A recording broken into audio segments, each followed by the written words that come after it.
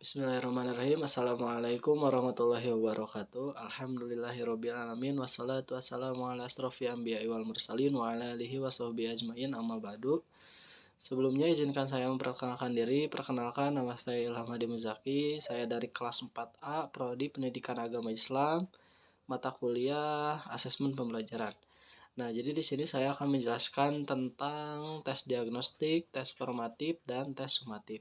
Nah, jadi tes diagnostik adalah teks yang dirancang untuk memudahkan guru dalam mengidentifikasi kelemahan dan kelebihan yang dimiliki oleh peserta didik saat proses pembelajaran. Nah, penilaian formatif adalah penilaian yang dikerjakan oleh peserta didik agar peserta didik memperoleh umpan balik dari pendidik untuk memperbaiki capaian pembelajaran.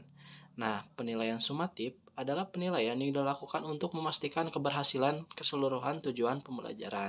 Nah, jadi tes diagnostik, tes formatif, dan tes sumatif ini memiliki waktu yang berbeda-beda dalam proses penilaian. Nah, yang pertama tes diagnostik. Tes diagnostik ini dilakukan saat awal proses pembelajaran. Nah, yang kedua, tes formatif dilakukan saat proses pembelajaran. Jadi di saat proses pembelajaran.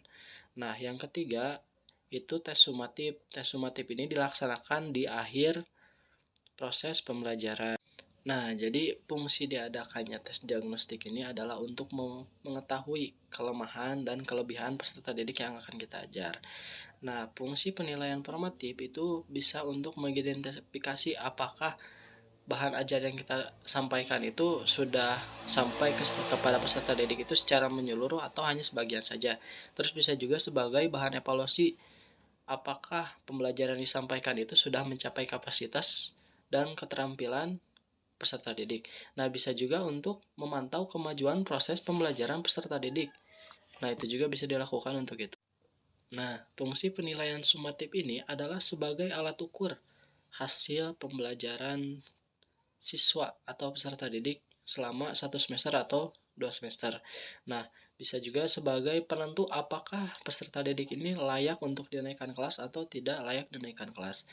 Nah, bisa juga sebagai alat ukur keberhasilan pembelajaran peserta didik dalam 1 semester atau periode tertentu. Nah, bisa juga untuk mengukur pemahaman dan kompetensi akademik peserta didik. Nah, ada juga contoh penilaian diagnostik. Contoh penilaian diagnostik yaitu ketika kita ada materi, misalkan materi tentang Al-Quran. Nah, sebelum proses pembelajaran, kita bisa mengetes dulu peserta didik untuk membaca Al-Quran.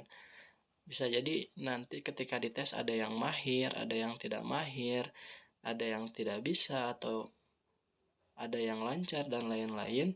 Nah, nanti jadi bisa dibantu gitu. Yang tidak mahir dibantu oleh yang mahir gitu. Jadi saling membantu satu sama lain dan bisa membantu guru untuk proses pembelajaran. Nah, contoh dari penilaian formatif ini bisa berupa kuis singkat atau kuisis, tanya jawab, lembar kerja peserta didik, bisa juga refleksi diri atau observasi. Nah, contoh dari penilaian sumatif yaitu bisa berupa ujian, ulangan akhir semester, ulangan tengah semester, atau bisa berbentuk portofolio dan lain-lain. Nah, mungkin cukup sekian yang dapat saya sampaikan. Wassalamualaikum warahmatullahi wabarakatuh.